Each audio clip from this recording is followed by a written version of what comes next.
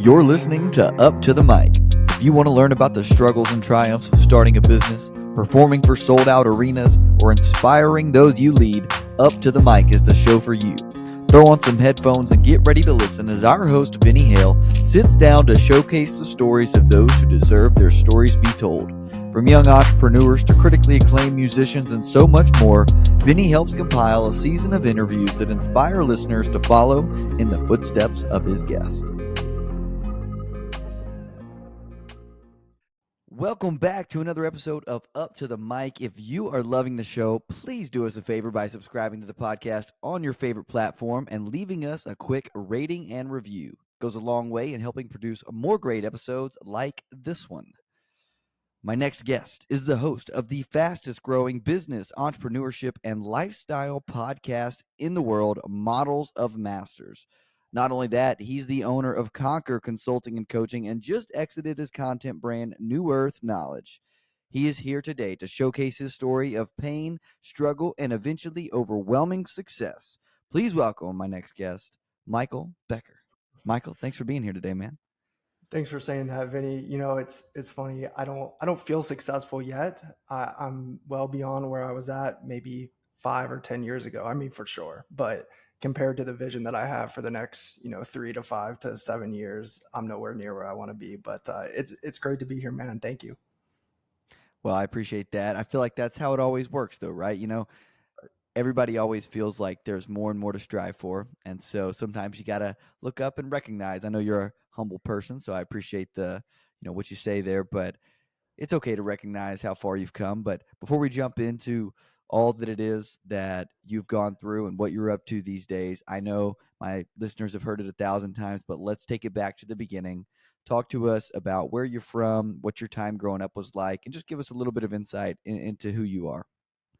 Yeah, born and raised in the Midwest. So I grew up in Cincinnati, Ohio, not out too far, like into the farm areas of Ohio, but pretty close to the city. Had an upper middle class upbringing. I was sort of groomed, conditioned, and bred to go through the motions, man. And not in a mindless way, but I went to a good high school and I was always kind of told and taught like the reason we're doing this is so that you can figure out what you're good at, so that you can go to college, get a good degree, and get a good job. And this story is cliche. I've heard it so many times, and I'm sure your listeners have as well. But going through that experience, and I'm really grateful for that, because it prepared me for a life of yeah, like you said, whatever success is, like I did have that context and an education that prepared me to be, moderately successful in the world. But it took 6 to 7 years out in the corporate world for me following graduation from college to realize, hey, something just doesn't feel right. This isn't what I'm here to do. This isn't what I want to be doing. And uh, that led to a really powerful awakening for me in 2018, and we can go deeper into that if you'd like. But um, really changed the trajectory of how I related to the world, how I saw myself within the world, and my own passions and interests. So that's a quick high level overview.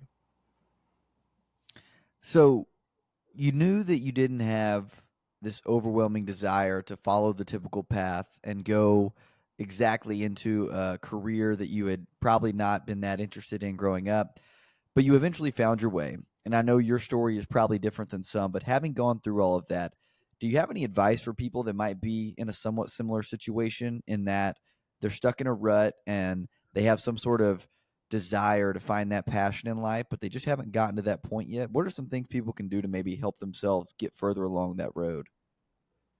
Yeah, the first thing I would say is go against the grain. Whatever the masses are doing, do the opposite. And I don't mean that in a bad way, like if people are following the law, that you should break the law. That's not what I'm talking about. But in terms of, passions, skill sets, work, style of life, you know, uh, what really started to excite me, late into my 20s was diverting from the pack and trying things just because they were different. And if you follow the way that everybody else lives, learns, studies, and works, then you will live a mediocre and average life that is consistent with what the status quo or the average among the populace is. If you don't want that, if that doesn't excite you, like, do something different, like, be different. And it's scary in the beginning, but once you get over that initial hump, you start to carve out your own unique space. And for me, I created a niche and a brand that I spun off of that. And it was like I accessed a completely new level of life, and it becomes yours, and it feels so much more personal. Life becomes so much more exciting in that journey. And then just the second piece to that, Vinny, is like, don't listen to mentors or career guides or your parents if they're not living the life that you want. And I say that from a place of love for all of the people that I had growing up, because it led me to where I'm at now. And I had a good upbringing, but again, I realized, like, as I started to wake up, that, are my parents living the life that I want to live when I'm in my 60s? Are they doing the things that I want to be doing? No. My dad just retired at 65. I don't want to retire, and I don't want to do it when I'm 65. And so, if don't listen to people that aren't where you want to be. That's fair. I think one thing a lot of people probably struggle with, and I'm kind of going off par with whatever we were going to talk about, but it Yeah. brought to mind the problem of trying to find a mentor. I always run into this problem or this challenge of I feel like I am put behind other people that are further along the road than me, and I feel like they got there because they had someone just walk them through it, hold their hand and just walk them to where they have gotten today. And then you hear all these, self-proclaimed self-help gurus online talk to you about, Mhm. well, I'm just going to go and I gave so and so, this millionaire, this billionaire, I asked him how much he made in 30 minutes and he told me he made 25 grand. So I paid him 25 grand and he taught me everything I needed to know about living a successful life in 30 minutes. And I just kind of call BS on a lot of it. And I think that it's a struggle for people that maybe don't have that person in their life that can just hold their hand and walk them through it. And so they rely on people with podcasts and books and other ways to find a mentor or make a mentor out of people that have gone before them when they don't necessarily have that person in their life. So it's hard to kind of pull yourselves up by your bootstraps, like you kind of mentioned there. So I don't know. That's where my thought went when you mentioned some of the uh, words you just did. So Well, what I found to be true for me, Vinny, is that saying that when the student is ready, the teacher will appear. And it's almost as though we get to a place in collecting so much information and knowledge within our own consciousness, that all we have to do is, as much as we can do on our own and in solitude, or with the experiences that we do have, and at the right threshold, it's almost like we activate the attraction of those people, of those right mentors into our life. And I firmly believe in that. Law of attraction and all of that is foundational to who I've become today. And because I've seen it happen in my life. So well, hey, speaking of your life and getting back to kind of your journey, I know you went to Butler University, correct? And then yep. while you were there and even thereafter growing into the person you are today, there were a few pivotal moments in your life that have helped shape who you've become and that kind of defined you. Can you talk a little bit more about maybe your time in college and then a few bumps or struggles along the road that have eventually helped you grow into who you are? Yeah, the first thing is immediately upon arriving on campus, I was kind of thrown into this basement room. It was dungy. It was, very, very close quarters. I felt claustrophobic. I was living with three other guys in a room that was probably too big for two people. And so to have four freshman guys in there it was like a jolt. And it was a mini awakening in and of itself, because I learned so much about myself in the 3 or 4 weeks that I was there. I ended up it ended up becoming so bad that I was either going to leave because I couldn't sleep, I couldn't study, I couldn't focus, or I was going to need to find somewhere else to live. And it was like a miracle. After about a month there, I ended up getting my own single room, and I think that saved my freshman year, man, or else I don't think I could have done it. And so through that experience, though, what I learned about myself was just so many things. I learned how important sleep and rest and recovery was for me because it was disrupted and because I was basically sleep deprived. These guys were coming and going Tuesday, Wednesday, Thursday night, just at all hours of the day, no respect. People are touching your stuff, moving your stuff around. And for some people, that's okay. But I learned how important organization and having my space and being respected was to me. And I didn't know that because the I didn't have the contrast or the context prior to that experience. So that was kind of crazy, but an important moment for me in my college journey and in my evolution. I studied journalism and communications in school, and I always loved writing. I thought I was going to be a journalist coming out, and ended up taking a marketing internship that turned into a full-time gig. And just in the last couple years of school and going into that, what I learned is that we spend so much time trying to find our passion and our purpose, and ultimately choosing this path that we think we're going to follow, and you just almost never do.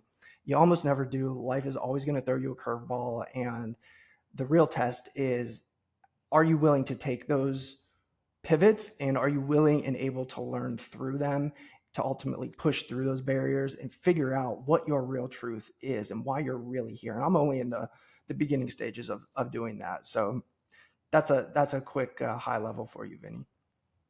No, I mean, I completely understand the struggles with going off to a new location and being thrown into a new world of college. Luckily, my time in university, I had plenty of people around me that I had known before, and so that made my transition a lot easier. But I can only imagine being thrown into this basement-like room and with three complete strangers, and then Right. having to basically fend for yourself, living on your own for the first time after coming from a what seemed to be pretty great background, and then from Yeah. there you're just kind of lost, and it's a new world for you.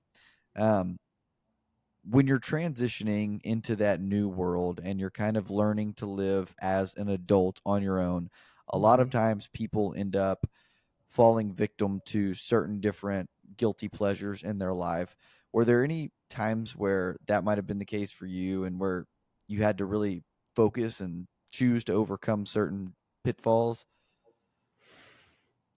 So I didn't have a car my first year on campus, and that was different and difficult. I had an assignment that I had to do for one of my classes that required I drive to different neighborhoods to interview people as part of this journalism project, and I didn't have a car, and I don't think Uber wasn't around then, and that was one thing that's now trivial and probably sounds menial, but when I was in it, it caused a lot of anxiety and stress. And I realized, hey, everything's not just going to be handed to you on a silver platter in life anymore. Sometimes you're going to be forced to fend for yourself. And I didn't want to. Like I wanted to be bailed out by life. I wanted these people to come in to meet me or come pick me up. And it hit me, and I was like, wait a second, no, like this is life. Like sometimes you just got to figure it out for yourself.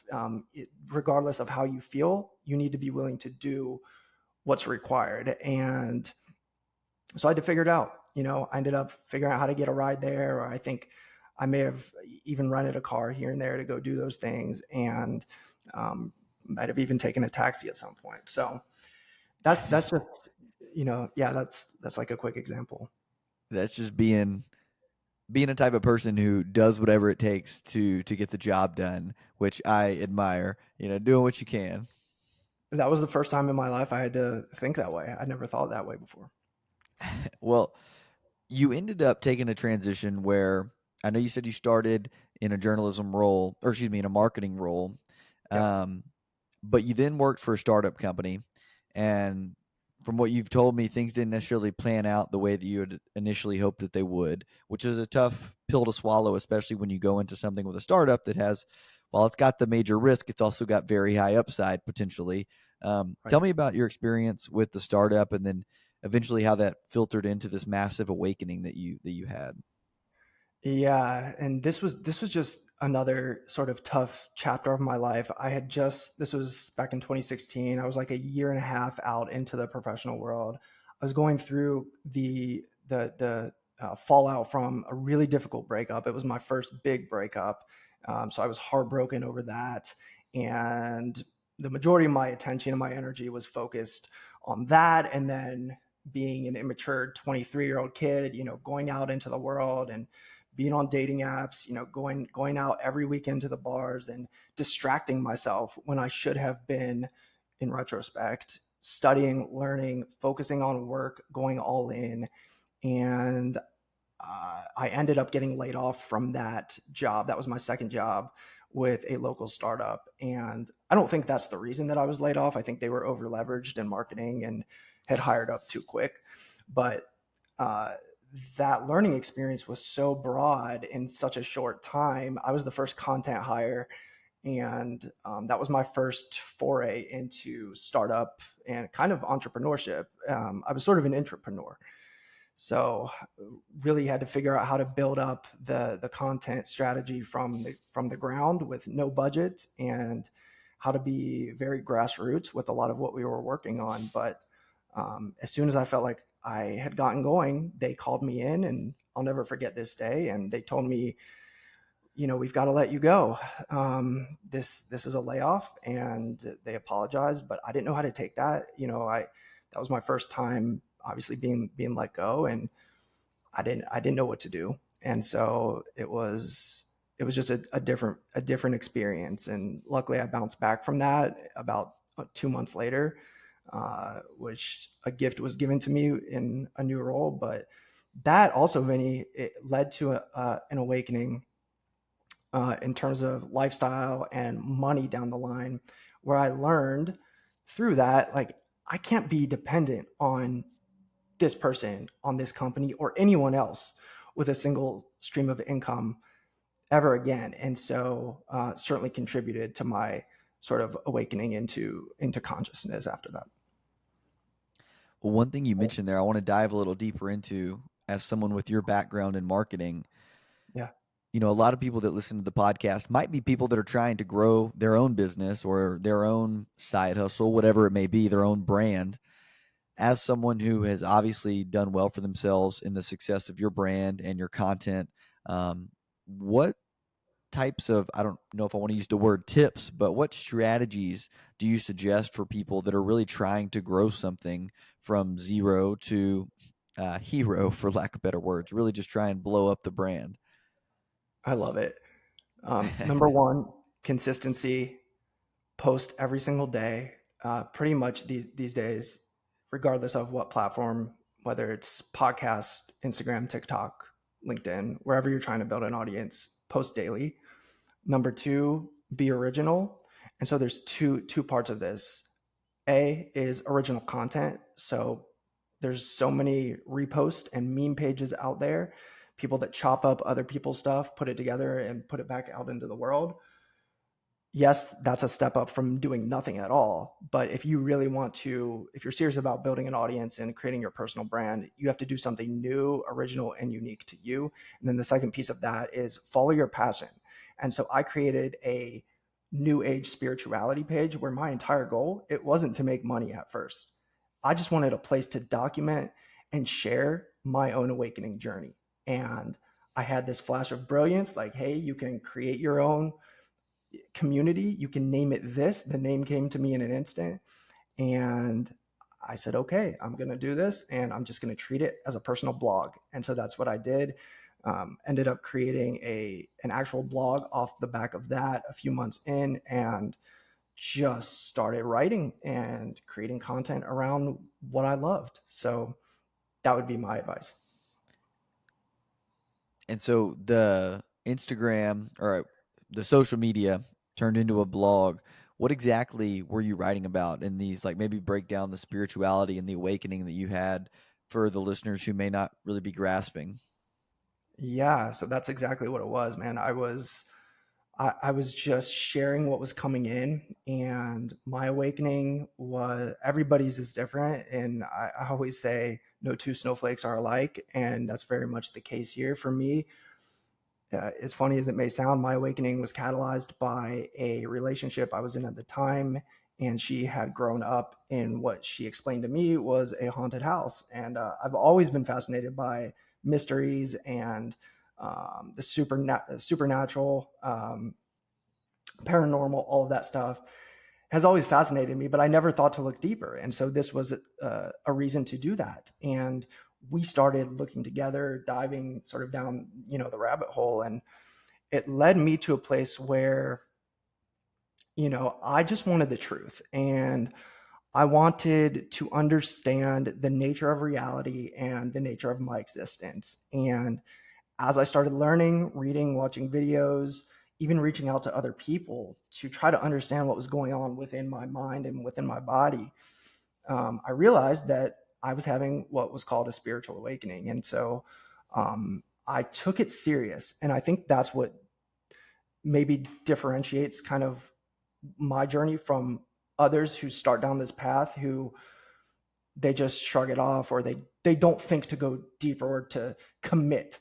It was at this critical juncture I thought, this is happening, this feels like nothing I've ever experienced before, I'm all in. And it wasn't really a hard decision. I knew I'd have to be different. I knew my friends and family might look at me differently.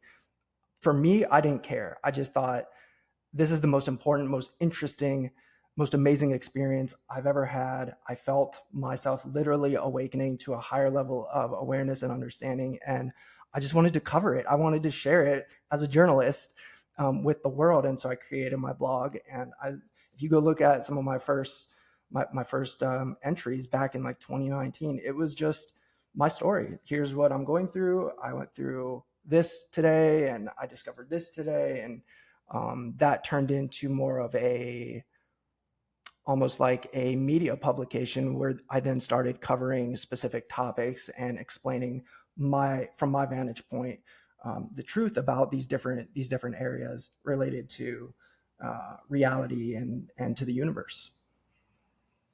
That's some pretty deep stuff right there. Yeah. And I encourage people to go check it out. If you haven't already, we'll link your description to the website and everything in the bio or the show notes. But I want to transition a little bit and talk more about. I'm not sure if this is. I know we spoke beforehand, and you told me a little bit of your story.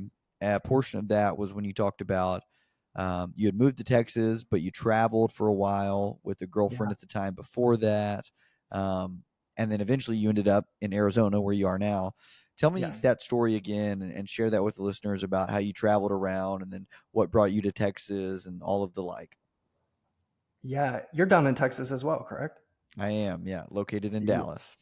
okay? Yeah. I love Texas, and so yeah, that's a good segue, I think, because after a couple of years sort of following that path that I just described along the awakening, I felt an urge for something more, something even bigger. And it soon just became this life journey where it wasn't just about the spirituality or reading books or meditating and exploring the depths of myself. I started to want to go outward and actually explore and expand in that way, as opposed to just learning. And so I did that. This was around the time that COVID had just happened. And so shortly after that, I actually had to go on disability from my job, but um, that also enabled me to start working remotely, which was like a huge gift for me at the time. That was everything I ever wanted. I started shifting my focus to lifestyle design, to entrepreneurship, and I read The 4 Hour Work Week and other books like it. And I was like, this is the next level. Like I just did like level 101. This is the next level. And uh, I started traveling on my own at first, just around the U.S. and working remotely. I was going out to California for the first time, actually to meet up with somebody at the time that didn't end up working out, and just really fell in love with travel and with exploration in that way, and ended up coming together with my now ex, who was funny enough also out in California. So we met, and I ended up flying out there to meet her, and we hung out for over a month out in California.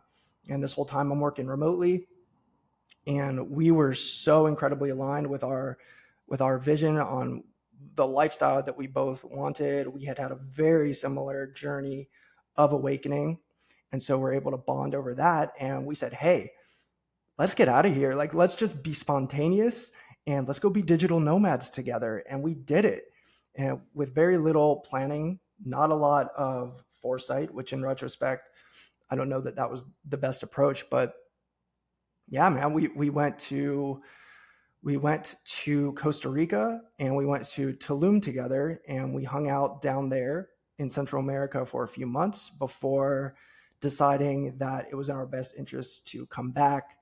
And I'm glossing over a lot of this at a very high level, but ended up settling down in the outskirts of Austin. It wasn't Austin. I thought we were moving to Austin. It wasn't Austin. It was like an hour outside of the city in this dinky little subsection of a neighborhood that did not feel the way that I thought it would feel, and did not excite me in the way I was hoping. And I also learned through that process that I don't want to be domesticated.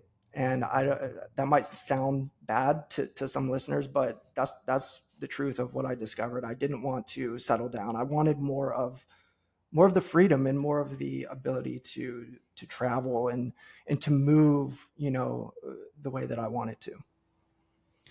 And so, how did you end up making the decision to go from Austin, Texas, or outskirts of Austin, Texas, to Yeah. eventually Arizona? And does Arizona offer you what you see as the ability to pick up and leave whenever you want? Does it give you the ability to explore within everything that I'm not sure if it's Phoenix or where exactly you are, but where Yeah. Arizona has to offer? Like, do you feel like you are fulfilled with that exploration and that spirit that you have by living in Arizona, or is this kind of the place for now, and we'll see where it takes you here in the future?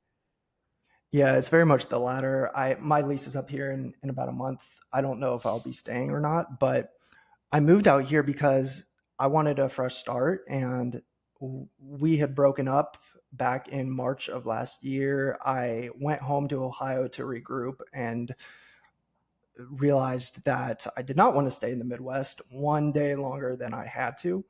And so really started putting stuff back together. I had to buy a new car because I had sold a lot of my possessions prior to our travels in Central America, and so was scrambling a little bit, not expecting to have broken up, but all of that happening fairly quickly, kind of needing to put things together for myself. And I just thought, I need to get out of here. Where do I want to go? I had it narrowed down to three areas of the country: Florida, here, or California. And Miami and LA were a little too expensive, and so I thought Phoenix is like the perfect spot for me right now. So I packed up my car and I drove out here with one goal and one goal only, and that was to create an incubator for myself where I could focus exclusively on entrepreneurship, on personal development, and on growth. And that's exactly what I've done here. I co-founded a brand new venture with a partner a few months ago, after working for a few months on coaching and a couple of other business ventures that I realized were going to be nothing more than side hustles. And so am really focused on that now. And I don't know where I'll end up, but yeah. So, one thing I'm always curious about when listening to these stories of entrepreneurs and how they end up growing into who they are is all the while how you're supporting yourself along the way.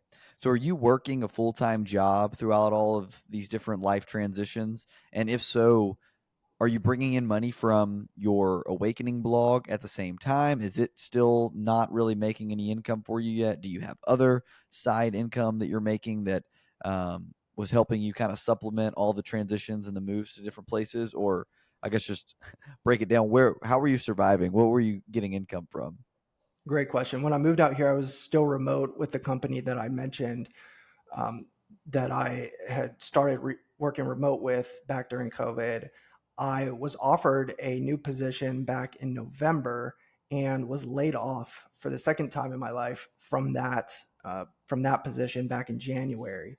I'll be honest with you and with your listeners. Since then, I've been scrambling a little bit and have been working on a couple of those side hustles that I mentioned.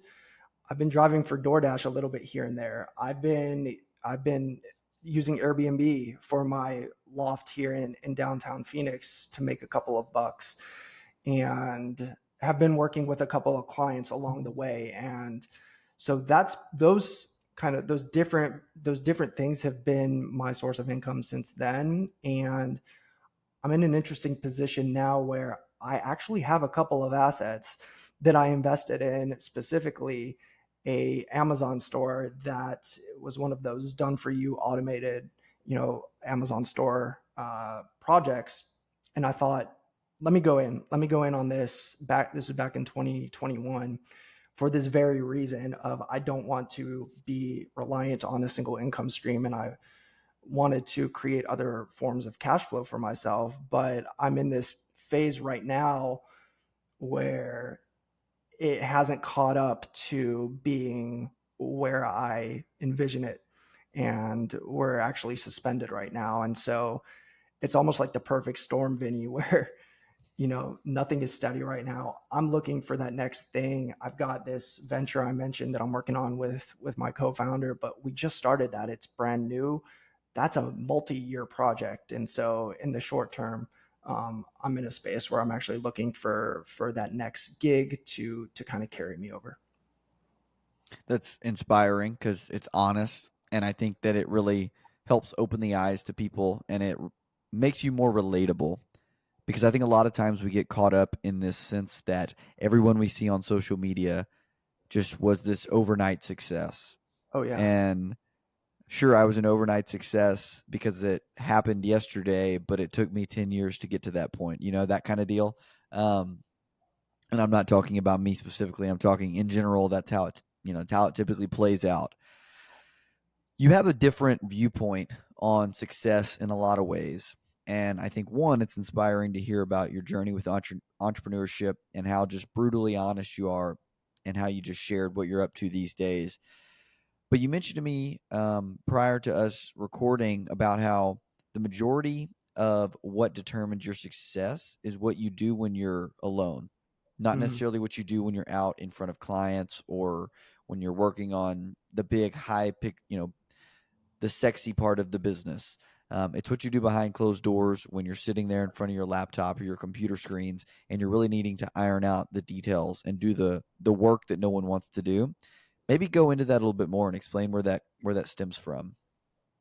Yeah, I couldn't have put it any better. I think that, to your point, a lot of people see the overnight success, right? They see the shininess, they see the flair, they see the social media videos, and they see the client results that people are throwing all over the place on their stories and all of this. And I fell victim to that too. And following people and seeing those things, and thinking to myself, it'll take work, but I can have that too. And then, I even invested in a course a while back where there was this promise of you'll achieve XYZ in 90 days. And I was like, yes, I'm all for it. And that was a wake-up call for me.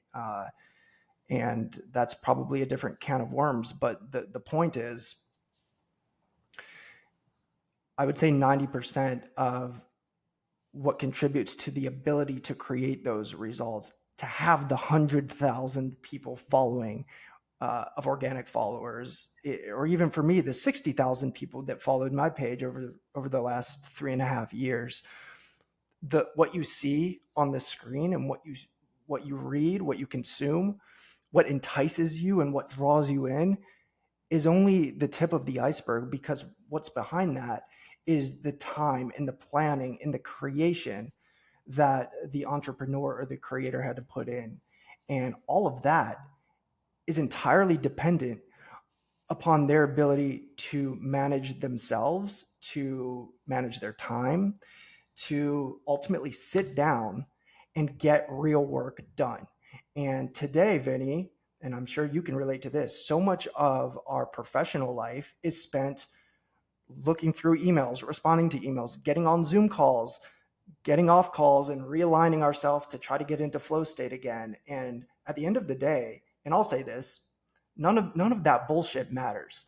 Not nearly as much as the person sitting down to execute on a plan and injecting creativity and focus into getting something of real meaning and real value done. And so um, I'll get off of my tangent now, but yeah, you're right. I feel really strongly about that. Well, I'll tell you this. You said execute.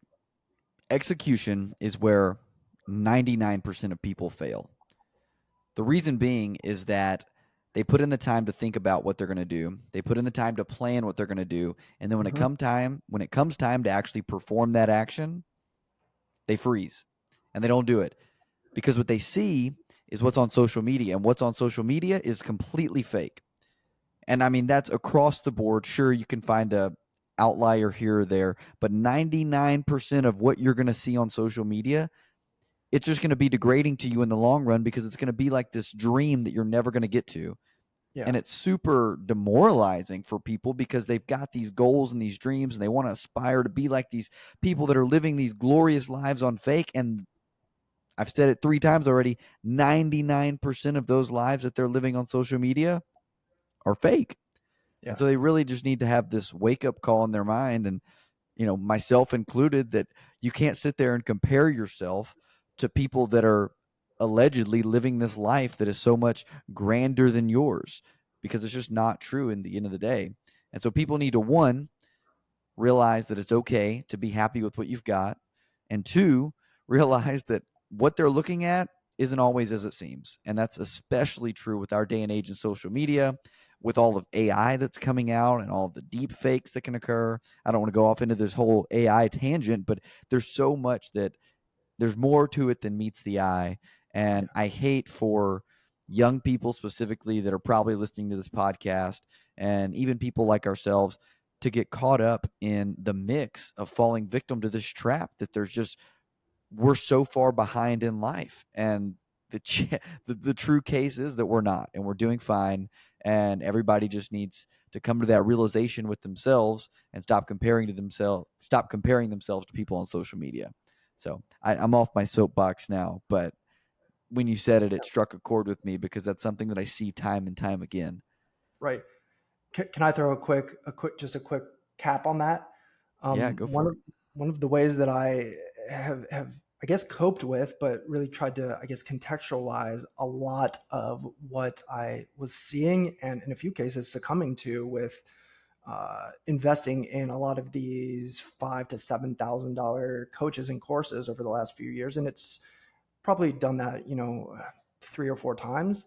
And there's always value in going into those communities and masterminds and working with coaches if you have the right perspective, and if you do not expect for your entire world to change by doing so. And that was my mistake. And the most that you will ever get, and I guess this is from my personal experience, the most you'll ever get from hiring a coach or going into a program, and I say this as a coach, is maybe to the next rung, just the next step along your journey of where you're at. And we can't expect to sign up for something and within 90 days, we're going to go from $0 to $50,000 a month. It's not going to happen unless you're already at 30,000 and you need that one little unlock where you have a very specific, thing that you need to do, and this person can help you get there. It's embellishment. It's not real. It's not true. And it's important for us to realize that before investing a substantial amount of money into something. And I'm all for it. I'm all for investing in self and self learning and knowledge, but you don't need it. You don't need it. You can learn probably more by doing yourself, by reading, and by testing than anything else. It reminds me of, have you ever seen Good Will Hunting? Yeah, I The love it. old Matt Damon. Yeah. So Ben Affleck, Matt Damon, the whole crew. So in Good Will Hunting, I'll probably butcher the quote, but it's something along the lines of, Matt Damon's there at the bar arguing with the Harvard guy, and the Harvard guy kind of gets schooled by Matt Damon, and Matt Damon's like, "Yeah, one day you're going to realize that you spent $150,000 on an education that you could have got for $1.50 in late charges from the public library." And Yeah. so it's just like, you can do it yourself. It's all about what you said earlier, how far you succeed, or excuse me, how much you succeed, how far you go. It's really just 90% of how much you're willing. I'm butchering your quote, but your willingness to go further than others is 90% of being able to succeed. I think that's somewhat along the lines of what you said, but something like that. Yeah. Yeah. Well, hey, so on the route of success, and kind of everything you're talking about, being able to study up, take these courses, etc. Yeah. You have a lot of books behind you. If you're listening to this, I'm looking at the video of Michael, and he's got a bookshelf in the back with what looks like a pretty solid collection. Um, do you have any recommendations for the listeners? Anything that's really changed you or inspired you that you've read before? I know you mentioned the 4 Hour Work Week. That's personally not one that I've read yet, but I've heard plenty of good things about it, so I probably need to dive in. But anything else you'd recommend to the listeners? Oh, that's a classic, man. Yeah, I mean, there's so many. I think it depends also on what you're wanting to learn and upskill around. Let's see, a couple of my favorites. Number one, The Compound Effect by Darren Hardy. Number two would be The Almanac of Naval Ravikant. Number three, I recommend $100 Million Offers, Alex Hormozy. What else? I'm tempted to get up and go look over there. There's just so many. Those are three that I read in the last year that have changed my life. Three's perfect. Yeah, I haven't read either of those, or all three of those I haven't touched, and so I've got three more on my list now. I've started to try and I'm the type of person who gets so distracted when a book is not necessarily what I am desperately wanting to read at that point in time. Right. I've got so much going on with, my real full time job, which consumes a lot of time, my lovely relationship and my family, etc. And then the podcast, the side hustle, trying to grow this and my brand, etc., which has been popping off here lately. So I appreciate all the new listeners. Um, But one thing I struggle with is that I'll open up a book and I'll read the first half of it in, one night, and then I'll put it down, and for the next week I get so busy that I'm Mhm. distracted and I'm not able to read anymore, and then I don't want to read by the time I get to bed because I'm tired from doing something else. And so I really have to like prioritize finishing that book. The first half's easy. It's the second half that'll get to me unless it's one that I just like can't put down. And every now and then those come through. But I grew up the son of an English teacher, and so reading books has always been at the core of something I'm interested in. Yeah. I just need to refine that passion. I go through kind of phases where I'll read a ton of books over a couple week or a couple month period, and then I'll lose the urge, and I won't read for a few more months, and it's ebbs and flows of it. But that's just how it personally works for me. So if you're like me out there, it's okay. Don't worry. You can still make it. We'll get through it together, and we'll eventually finish all those half read books that are sitting on our bedside tables. I try to read at least 1 or 2 hours a day, and some days it fluctuates. But I always like to tell people, reading is something you should do. I'm a believer in it because I learn and I do it myself. But it's only ever going to be half the equation. You do have to take what you learn and you have to apply it and you have to integrate it. And you should never feel compelled to read. To Benny's point, like if you feel compelled to do it, then don't do it. You should only read when you can't put the book down. And I'm a big proponent of buying books and using them as reference material. So if there's something that you want to learn, some kind of a pointed skill or perspective, leverage books to do that. But don't feel like you have to sit there and be a prisoner to having to read the entire book if you don't want to. I'm reading 30 books right now, but I'm going through them to learn key things, or just unlock those shifts in perspective. So that's how I look at reading. That is a good way to think about it. It kind of helps me feel better about the fact that I only read bits and pieces of certain ones. And some books are built for just that, to choose the portions or the chapters of it that are most prevalent to you. So definitely understand the sentiment there. I want to transition with the last few minutes here and talk about the future. We've talked about what you were like growing up, what your time was in college, what you did since then, and how you've had these awakenings in your life and these transitions that you've gone through. And now I want to know what you're looking forward to in the future. What are your goals for next week, next year, next 10 years? Like however you look at your goals in the spectrum, what are you looking forward to? Yeah, man. Again, I'm going to be so transparent with you on this. And I've come 180 degrees from where I was 2 years ago. And I was talking about and posting about entrepreneurship nonstop. And I was even in my coaching business at a place where I was making claims and offers that I wasn't personally doing in my own life. And I was not high on full-time work or W-2 jobs, but I've come full circle on that because I've been humbled by life, and I'm coming off of a somewhat high-paying job with my last role, and my number one order of business is to find a new role that is also a high-paying job. I know my market value and that I'm able to do that, and I think that would be my advice to everyone. Like, upskill yourself and continue just to get better and better and better jobs. Even if your goal is entrepreneurship full time, even if you don't want to be working a full time job, as Vinny and I have been discussing this entire episode, like, you have to use what you have to get what you want. And you have to be willing to put in some time, some effort, and go through that process of figuring out who you are and doing that. And so for me, I'm looking to get, a high paying job that I can just leverage and stack skills and stack cash. And if I'm able to get to where I want with that, I'll be able to buy one duplex every 2 months with my new a coach that I'm working with. Also happens to be my mortgage lender.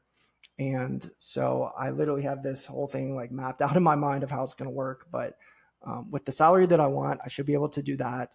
And that's my immediate goal. And so that I don't have to think about being in survival mode anymore, because you can't, that's not a free thinking place to be working from, and so if I can cover that, then I can move on to taking my time and building out my portfolio, building out my courses, building out my coaching business. And so that's my goal for the future. Awesome. Well, I think it's cool to hear how, like I said earlier, how brutally honest you are and how you have come full circle from what you used to believe. And now what you're doing doesn't necessarily have to be what you do forever. And I heard a good quote the other day, and it was a gentleman talking more so about, you know, don't leave a job just because you may be unhappy. That job could be a means to an end. And Exactly. if it's completely okay if it is. And if you love your job, stick with it. Be in that job for the long haul. Like, it is a great and fulfilling thing to have a good career at a company that you enjoy working for. And then if it's not, at least do it for the time being so that you're able to pursue um, whatever it is that you might want down the road. And so Right. I think it's inspiring to hear that people are actually there putting it into action. Um, I love my regular job. I get to help businesses, and nothing I say on the podcast as a disclaimer has anything or any relation to my full time job. But I do love what I do as a consultant. It's great work and it's fun. Um, but hey, back to you. I know we're kind of closing out here, but I don't want to leave anything open ended. Is there anything that you were hoping I would have asked you or given you the chance to share that maybe I didn't? And if so, please use this time to share. I think just one more thing that I would add in is sort of around the a lot of the hype and the claims that we were alluding to across social media over the last couple of years. Obviously, the coaching niche has exploded, and I think with that, we, along with a very warranted recontextualizing process of expectations for us as students or clients hiring coaches. I also think as entrepreneurs and business people, we also need to understand how the market is moving with regard to marketing and to selling. And there are different ways to capture attention, to build audience, and to enroll people or sell people on your offers. But for me, I have been bred over my entire career and had success as a content marketer. And so I'm a huge fan of creating, like I said, original content, putting that out into the world and making it as value-based as possible, separate and discrete from the products and services that you offer. If you can commit to doing that for a year or two, whether it's through podcasting like Vinny and I do, whether it's through Instagram or TikTok or blog or an email newsletter, and just provide value, you prove that you are who you say you are, and you will gain infinitely more trust by doing that than needing to sell somebody. Then when it becomes time that people start coming to you and asking you to help them, or asking you what you sell or what you have that they can get involved in, then that's when you start bringing them into your offers.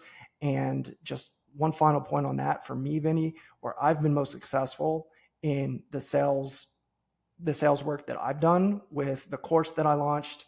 I brought about 30 people into that, and the one-on-one coaching work that I've done. It's not about the hard sell. It never has been for me. That doesn't make sense intuitively for me. It's really about the 3 Ps: priming, personalization, and then the power dynamic. And so just real quick, priming is what I just mentioned, content marketing. Like, get people to a place where they trust you. When people trust you, sales becomes a lot easier. You won't have to do as much pitching and hard selling. You won't feel nervous or anxious about it. It'll just be natural. And you can approach that interaction from a personalized perspective because you actually know the person. Like, if somebody's followed you for 2 years, you don't need to feel weird about proposing something for them. It should be natural. And you can put together that customized conversation and package for that person based on their needs. And then the power dynamic is just not needing anything from them, being able to lay it out there on the table. Here's what I can do. Here's what we can do together. And here's the value you're going to get from this. Do you want to sign up or not? And it can be really that simple. I think that's the future of sales. And so just wanted to throw that in and share that with everybody. Absolutely. I appreciate you sharing. Not only that, but I appreciate you sharing everything today. This was a great conversation, fantastic episode. I think the listeners are going to get a lot of value from what you had to say and your honesty and your vulnerability to share what you did with the listener. So I really appreciate that. Michael, if people want to learn more about you and your work, where would we point them to? Where do you want people to go follow you or check out your website? Where should they go? Yeah, you can connect with me on Instagram at Work with Michael, or on LinkedIn. You can just type in my name, Michael Becker. Awesome. Well, I will tag those in the show notes, but thanks for listening, everyone. As always, if you want to find out more about Michael and I's conversation, go take a look at my feature story of Michael on my website, vinnyhale.com. And don't forget to follow me on Instagram at Vinny_Hale07. I'm like an addict, do I gotta have it. I ain't even playing, got a really bad habit. If it moves, gotta grab it. Fuse like a magnet, lose, won't have it till I'm doomed in a